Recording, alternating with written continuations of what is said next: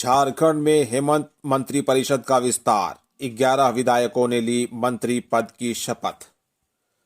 झारखंड के मुख्यमंत्री हेमंत सोरेन ने गुरुवार को अपनी मंत्रिपरिषद का विस्तार किया। राज्य भवन में आयोजित शपथ ग्रहण समारोह में राज्यपाल संतोष कुमार गंगवार ने 11 विधायकों को मंत्री पद की शपथ दिलाई। राज्यपाल ने इससे पहले स्टीफन मरांडी को विधानसभा के प्रोटेम स्पीकर पद की शपथ दिलाई। झारखंड मुक्ति मोर्चा के 6, कांग्रेस के 4 और राजद के 1 विधायक को मंत्री पद की शपथ दिलाई गई। इन मंत्रियों में राधा कृष्ण किशोर कांग्रेस, दीपिका पांडे सिंह कांग्रेस, शिल्पी नेहा तिर्की कांग्रेस, इरफान अंसारी कांग्रेस, संजय प्रसाद यादव राजद और दीपक बिरुआ झामुमो, रामदास सोरेन झामुमो, सुदीव्य सोनू झामुमो, चमरा लिंडा झामुमो, योगेंद्र प्रसाद झामुमो और हफीजुल हसन अंसारी झामुमो शामिल हैं। राज्यपाल ने स्टीफन मरांडी को प्रोटेम स्पीकर पद की दिलाई शपथ। झारखंड के राज्यपाल संतोष कुमार गंगवार ने गुरुवार को स्टीफन मरांडी को विधानसभा के प्रोटेम स्पीकर पद की शपथ दिलाई। राज्यपाल गंगवार ने राजभवन में आयोजित एक समारोह में मरांडी को झारखंड विधानसभा के प्रोटेम स्पीकर पद की शपथ दिलाई। इससे पहले भी वे यह जिम्मेदारी संभाल चुके हैं। झारखंड विधानसभा में स्टीफन मरांडी सबसे वरिष्ठ सदस्य हैं। वह पहली बार 1980 में विधायक चुने गए थे। मुख्यमंत्री ने सभी मंत्रियों को दी बधाई। मुख्यमंत्री हेमंत सोरेन ने मंत्री परिषद की शपथ लेने वाले सभी मंत्रियों को बधाई और शुभकामनाएं दी है। सोशल मीडिया एक्स पर गुरुवार को पोस्ट में मुख्यमंत्री ने लिखा कि अबुआ सरकार के मंत्री परिषद की शपथ लेने के लिए सभी मंत्रियों को बहुत बहुत बधाई, शुभकामनाएं और जोहार। झारखंड के वीर पुरुषों के सपनों और राज्यवासियों के आशाओं एवं आकांक्षाओं को पूरा कर सोना झारखंड का निर्माण हमें मिलकर करना है। बांग्लादेश में हिंदुओं पर अत्याचार के खिलाफ रांची में हुआ प्रदर्शन। बांग्लादेश में हिंदू अल्पसंख्यकों पर हो रहे अत्याचार के विरोध में रांची में सर्व सनातन समाज ने गुरुवार को धरना प्रदर्शन किया। चेतना रैली भी निकाली गई। बापू वाटिका में प्रदर्शन के बाद डीसी को राष्ट्रपति के नाम ज्ञापन सौंपने के लिए डीसी कार्यालय तक रैली निकाली गई और उन्हें ज्ञापन सौंपा गया। रैली में हजारों की संख्या में लोगों ने भाग लिया। भारत सेवा आश्रम के स्वामी भूतेशानंद ने कहा कि आज हम यहां बांग्लादेश में हिंदुओं पर अत्याचार के विरोध में एकजुट हुए हैं। हमें विचार करना होगा कि ऐसी स्थिति बांग्लादेश में आने का कारण क्या है। कारण मात्र एक ही है कि वहां हिंदुओं की एकजुटता का न होना। सभी सनातनी जो यहां रह रहे हैं, हमें भी एकजुट रहना होगा। बांग्लादेश में हिंदू मंदिरों को ध्वस्त किया जा रहा है, हिंदुओं के घर जलाए जा रहे हैं। उन्होंने कहा कि डीसी के माध्यम से राष्ट्रपति से आग्रह करते हैं कि बांग्लादेश में हिंदुओं पर हो रहे अत्याचार को रोका जाए। भारत सरकार इस मामले में हस्तक्षेप कर वहां के हिंदुओं की रक्षा करे। कल होगी हेमंत कैबिनेट की बैठक। झारखंड में गुरुवार को कैबिनेट के विस्तार के बाद शुक्रवार को कैबिनेट की बैठक रखी गई है। बैठक में कई जन कल्याणकारी योजनाओं पर फैसले लिए जा सकते हैं। बैठक दोपहर 3 बजे से प्रोजेक्ट भवन में होगी। मंत्रिमंडल सचिवालय और निगरानी विभाग समन्वय की ओर से गुरुवार को यह जानकारी दी गई है। उल्लेखनीय है कि झारखंड में हेमंत सोरेन के मुख्यमंत्री पद की शपथ लेने के 6 दिन बाद गुरुवार को राजभवन के अशोक उद्यान में 11 मंत्रियों को पद एवं गोपनीयता की शपथ दिलाई गई। राज्यपाल संतोष कुमार गंगवार ने शपथ दिलाई। झामुमो से 6, कांग्रेस से 4 और राजद से 1 विधायक को मंत्री बनाया गया है। इस दौरान प्रोटेम स्पीकर पद की भी शपथ दिलाई गई। विधायक पहुंचे सब्जी मंडी, जाना व्यापारियों का हाल। हजारीबाग सदर विधायक प्रदीप प्रसाद ने गुरुवार को जनता से सीधा संवाद स्थापित करते हुए डेली मार्केट स्थित सब्जी मंडी का औचक निरीक्षण किया।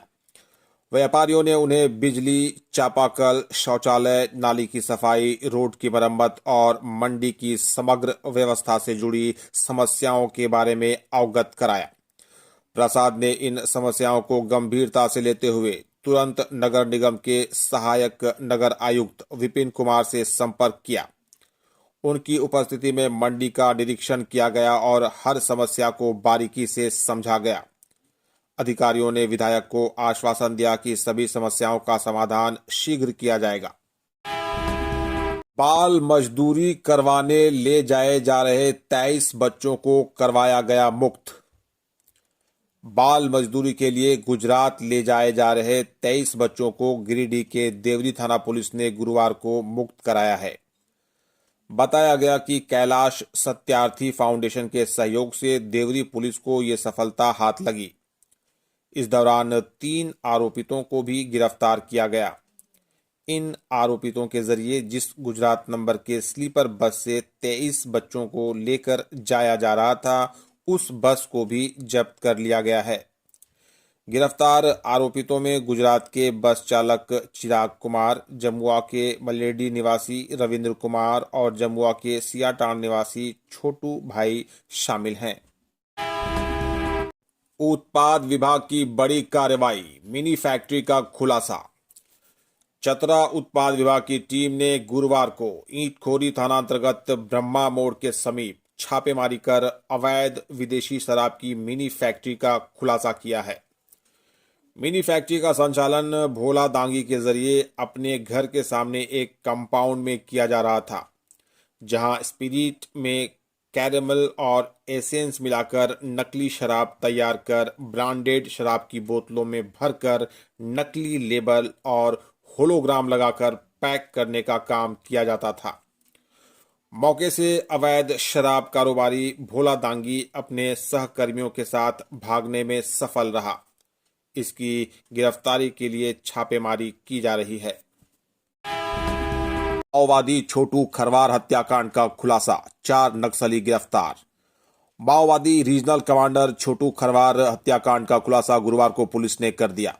इस मामले में पुलिस ने हत्याकांड में शामिल 4 माओवादी सदस्यों को गिरफ्तार कर लिया है। गिरफ्तार नक्सलियों में पूरन परहिया, बिनेश्वर भुइया, नूर मोहम्मद और बालकेश भुइया शामिल हैं। सभी नावाडी छिपादोर के रहने वाले हैं। इस संबंध में प्रेस वार्ता करते हुए एसपी कुमार गौरव ने बताया कि माओवादी छोटू खरवार और मृत्युंजय भुइया के बीच पैसे को लेकर और वर्चस्व को लेकर विवाद हो गया था। विवाद इतना बढ़ गया कि मृत्युंजय भुइया के साथ मिलकर माओवादियों ने ही छोटू खरवार को गोली मारकर हत्या कर दी। एसपी ने बताया कि छोटू खरवार की हत्या 25 नवंबर की रात में ही कर दी गई थी। उसके बाद मृतक नक्सली के शव को दफन भी कर दिया गया था, परंतु 26 नवंबर की रात को नक्सलियों ने छोटू खरवार के शव को जमीन से बाहर निकालकर जंगल में फेंक दिया था। 27 नवंबर को पुलिस ने ग्रामीणों से मिली सूचना के बाद उसके शव को बरामद किया था। विभागीय दावों की खुली पोल, ग्रामीणों का हल्ला बोल। नल जल योजना की सफलता को लेकर विभाग और विभागीय पदाधिकारियों के द्वारा लगातार किए जा रहे दावों के बीच इसकी विफलता की एक ऐसी तस्वीर उजागर हुई है जो इस योजना की जमीनी हकीकत से अवगत कराने के साथ ही इसकी सफलता को लेकर किए जाने वाले तमाम दावों के भी पोल खोलती है। बताते चलें कि जमुआ प्रखंड के धर्मपुर पंचायत के धर्मपुर गांव में उक्त योजना के तहत लगाए गए कुल 6 पानी टंकियों में से 4 पूरी तरह से शोभा की वस्तुएं बनी हुई हैं। 2 टंकियों से थोड़ा बहुत पानी निकल रहा है जो केवल नाम मात्र के लिए ही है और विभागीय खानापूर्ति की दास्तां को बयां करती है। स्थानीय ग्रामीणों की माने तो योजना के संचालन में यहां घोर अनियमितता बरती गई है। यहां तक कि जल मीनारों को सार्वजनिक स्थानों के बदले निजी जमीनों पर खड़ा कर दिया गया है और जिनकी जमीनों पर पानी टंकियों को लगाया गया है वे मनमानी करते हैं। गांव के बहुत से घरों में न पाइप का कनेक्शन पहुंचा है और न ही एक बूंद पानी। ग्रामीणों ने संवेदक और विभाग पर योजना के संचालन में भ्रष्टाचार और गड़बड़ी करने का आरोप लगाया है। साथ ही जिला प्रशासन से मामले की जांच करने और अपने लिए शीघ्र ही पानी का प्रबंध करने का आग्रह किया है। प्रधान सहायक को एसीबी की टीम ने 50,000 रुपए रिश्वत लेते किया गिरफ्तार। लोहरदगा समेकित ग्रामीण विकास अभिकरण में पदस्थापित प्रधान सहायक राजेंद्र उरांव को एसीबी की टीम ने 50,000 रुपए घूस लेते हुए गिरफ्तार किया है। जानकारी के अनुसार किस्को थाना क्षेत्र के चरहू गांव निवासी इमरान खान ने भ्रष्टाचार निरोधक ब्यूरो को लिखित आवेदन देकर सूचित किया था कि कल्याण विभाग के जरिए उन्हें अल्पसंख्यक मुस्लिम कब्रिस्तान घेराबंदी निर्माण के लिए 24,98,000 रुपए का काम दिया गया है। कब्रिस्तान घेराबंदी का 80% काम पूर्ण हो चुका है। कार्यालय से 8,95,150 रुपए भुगतान किया जा चुका है। इस राशि का कमीशन बड़ा बाबू राजेंद्र उरांव के जरिए 8% के हिसाब से 70,000 रुपए रिश्वत के रूप में मांगा जा रहा था, लेकिन इमरान खान इतनी राशि नहीं देना चाहता था। बाद में 50,000 रुपए लेकर काम करने को बड़ा बाबू तैयार थे। बड़ा बाबू का कहना था कि 70,000 रुपए नहीं देने पर फाइनल बिल का निकासी नहीं करेंगे।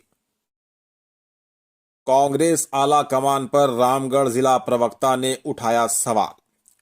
झारखंड में हेमंत सरकार ने दूसरी पारी की शुरुआत की। गुरुवार को मंत्रिमंडल का विस्तार भी हो गया, लेकिन रामगढ़ जिले में कांग्रेस के नेता आला कमान से ही नाराज दिखे। कांग्रेस के जिला प्रवक्ता मुकेश यादव ने शपथ ग्रहण के बाद ही सोशल मीडिया पर कांग्रेस आलाकमान के फैसले पर सवाल खड़ा कर दिया। उन्होंने कहा कि कांग्रेस आलाकमान हमेशा उत्तरी छोटा नागपुर प्रमंडल को नजरअंदाज कर देती है, पता नहीं क्यों। संख्या भारी और हिस्सेदारी का नारा भी सिर्फ नारा ही रह गया।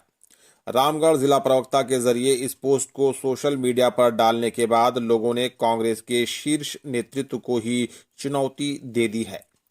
कुछ लोगों ने कांग्रेस के स्थानीय विधायक को मंत्री नहीं बनाने पर नाराजगी जताई। कुछ लोगों ने कांग्रेस आलाकमान के फैसले पर ही टिप्पणी करनी शुरू कर दी। हेमंत सोरेन मंत्री परिषद में राधा कृष्ण किशोर सबसे अनुभवी चेहरा। विधानसभा चुनाव 2024 में छतरपुर पाटन विधानसभा क्षेत्र से कांग्रेस के टिकट पर छठी बार निर्वाचित होकर विधायक बने राधाकृष्ण किशोर हेमंत सोरेन मंत्री परिषद में शामिल हो गए हैं। वे मंत्री बन चुके हैं। किशोर वरिष्ठ विधायक हैं, दलित समाज से आते हैं। 11 मंत्रियों में सबसे पहले राधाकृष्ण किशोर ने ही शपथ ली। 1980 में पहली बार विधायक बनने वाले राधाकृष्ण किशोर का 45 साल का राजनीतिक करियर रहा है। जिला मुख्यालय मेदिनीनगर के नई मोहल्ला के निवासी हैं। उनका राजनीतिक सफर की शुरुआत छात्र रहते हुए कॉलेज के प्रेसिडेंट बनने के साथ हुई थी। रांची विश्वविद्यालय से पीजी की डिग्री प्राप्त कर हेमंत सरकार में सबसे अनुभवी और सबसे उच्च डिग्री वाले मंत्री हैं। 1985 से 1990 तक बिहार सरकार में लेदर कॉरपोरेशन के चेयरमैन भी बने थे। बाबूलाल मरांडी ने कोदईबांक में मांझी थान का किया शिलान्यास। भाजपा प्रदेश अध्यक्ष और पूर्व मुख्यमंत्री बाबूलाल मरांडी ने गुरुवार को अपने गांव कोदईबांक के मुहाने पर मांझी थान संथाल आदिवासी समाज का पूजा स्थल का शिलान्यास किया। उन्होंने कहा कि संथालों का 2 ही पूजा स्थल होता है, एक जाहिर थान और दूसरा मांझी थान। ये हमारे संथाल समाज की पवित्र पहचान है। अगर गांव से मांझी थान और जाहिर थान समाप्त हो जाएंगे तो संथाल जाति भी समाप्त हो जाएगी। हम तभी तक संथाल हैं जब तक हम जाहिर थान मरांग बुरू को पूजते हैं। जाहिर थान में मरांग बुरू की पूजा संथालों की पहचान है। ठीक वैसे ही हम पिलचू हाड़म और पिलचू बूढ़ी के वंशज हैं और उनकी आराधना करते हैं। यही हमारी जड़ें हैं, हमारी परंपरा और हमारे संथाल होने की सबसे बड़ी पहचान है।